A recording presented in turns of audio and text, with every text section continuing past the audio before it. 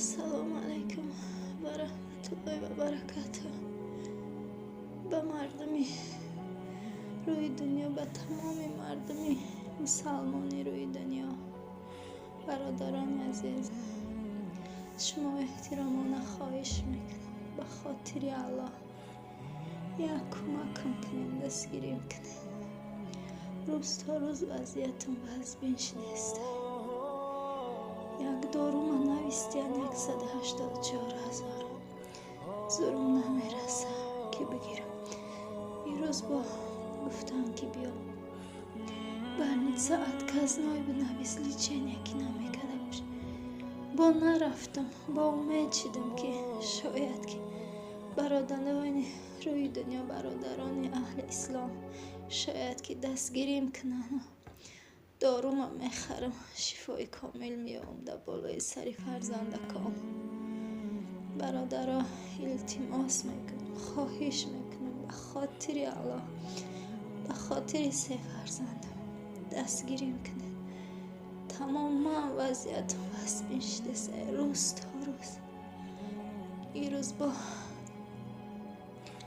چقدر شوی ورم کردستم، عرق دشته شدستم، نمیدونم چی کنم باشه. ای سهره تا من راه گشته نمیتونم، چقدر ورم کردم، دست و پاچم عرق دم شیته دستم. روز خانه که شیته عرق اشتیاق التماس میکنم به خاطر الله برادر جانم یک دستگیریم کنید. میفهمم برادرانی از شما در قین، شما در مشکل، در این وضعیت میفهمم تانه، لیکن با ناامید درگاه الله نیستم. شاید که بگم با برادران اهل اسلام هستند، آدمای خیرخواه هستند، آدمای سخاوتمند هستند. شاید که این نواری مرا بینن و دستی کمکی خودشان برای ما دریغ نداره. برادر جان، صورت دارو ما پرتفتگیم، هر آن کسی که مدکی پولم نته همون داروی مرا بگیرن، پول جمع کنن بگیرن مرسی. التماس میکنم برادران عزیز به خاطر الله دستگیریم کنید که وضعیتم بازبین شده. بیروز بیا گفتن داروات کس که نرفتم، گفتم یک بار دیگه به خاطر الله نوار میکنم و اکای امینجان دمه پرتام همین نواری مرا اکای امینجان به خاطر الله بهترین مردی، به خاطر الله همین نواری مرا به دیگران که بگو یگان کسای دیگران هرگاه اکای امینجان احوالم با خبر میشه. هزاران رحمت الله اکای جان برای شما هستن. مردای مهاجر، مردای بننگ و بناموس زنگ میزنن، احوالم با خبر میشن. هزار رحمت برادر جانم برای سمایی که گذرانیم، برای سلامتی ما میپرسن. رحمت الله به شما اکا جان. با همین نوار اکا همین جان دمی پردم. اکا جان به خاطر الله همین را به دیگران پهن کنیم. بگو اگه آدم شناس داشته باشی اکا جان، بگو همین نواری مرا به یگان کس پهن کنن. اکا جان خودت وضعیتی مرا دیدی، اونا کسی باور نکنه. بیای پیش ببینم، بیای نه کاغذا و میتون قطیم دکتر بروم، قطی دکتر گپ بزنن که من در چی وضعیت قرار دارم. التماس میکنم تا نه ای درگاه الله ناامید نیست. بخاطر الله هر آن کسی که میتونه دستگیریم کنه، نمیتونه التماس با التماس یک خواهش دیگه دارم برادر جانم، گپای قبیح نزنین، نگین که تو شو میکنی نمیکنی. من برای شو کدخ مدن نوار نموندم برادر، برای گپای قبیح شما من نموندم.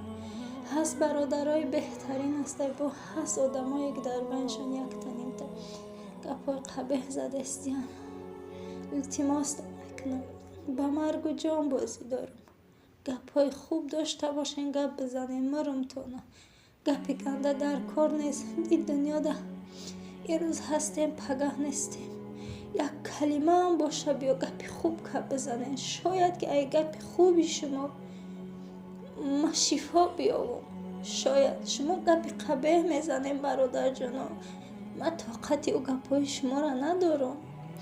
ёрдам када натонед. дуо кунед дар ҳақ. беҳтарин барои ман дуоя.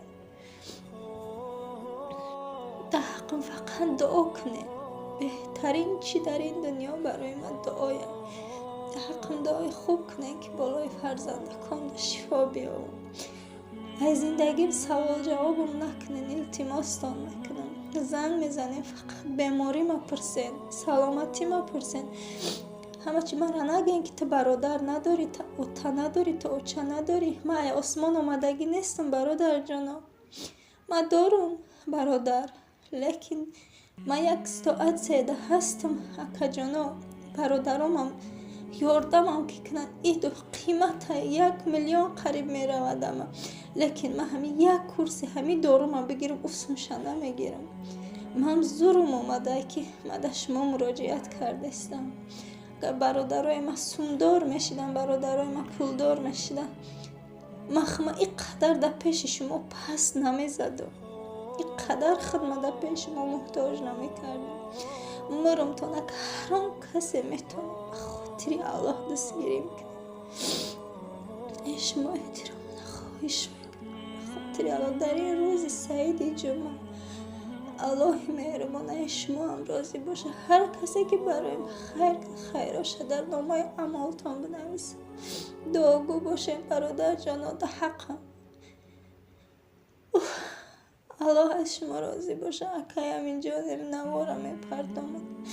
ба дигарон паҳга илтимос акаҷон ба хотири Аллоҳ дастгирим кунед. як бори дигам ку ирӯз больница мерам гуфтам акаҷон. отказной бо нарафтам. гуфтам ноумед нашавам ку як бора ки дигам ба ин бародарои хайрхоҳ партоям амин навора ку чӣ мешавам. илтимос акаҷон ба хотири Аллоҳ дастгирим кунед.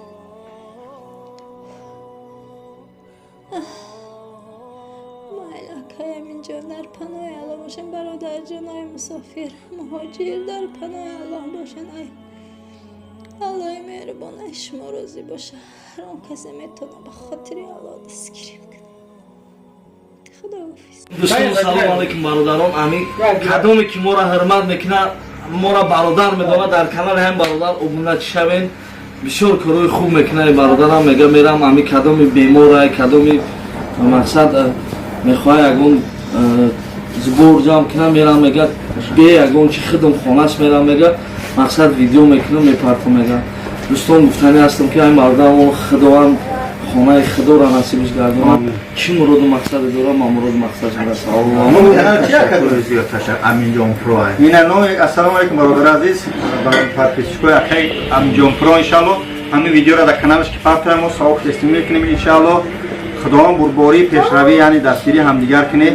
акаҷон иншаллоҳ ташаккури зиёд. ҳеҷ мақсад ана айшмоя дуо талаб кардани бинам. баъд як чиз дига ман як афашка бениҳоят дар ҳолати вазнин қарор дошт. асосан ман барои омадиам мақсад ҳамин видеоро мемонам дар давомаш мумкин видеои ҳамуро монам агар бишавад дар каналтон сарфесан мекунем ба хотири ҳамон афаҷон омадиам. бемориш бениҳоят сахта.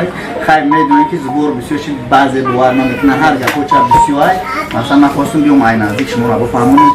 ана шукр мекунам худоро ки ба дигори ҳоҷиё ба дигори шумо мушарраф гардон. ана бо як маротиба дигар ба ҳамаи шумо мақсад ба шуморо муборакбод мегӯям.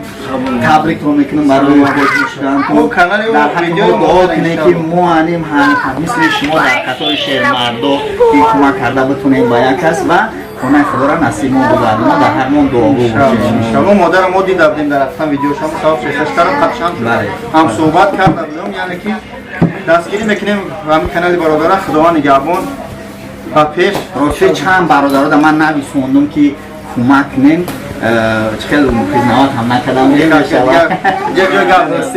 худованд ҳама ба пеш. ҳамин вақта мақсад ки фурсат дониста назди шумо омадам барои ҳамон одӣ тра ташаккури зиёд. бобои ходикон ташаккури зиёд.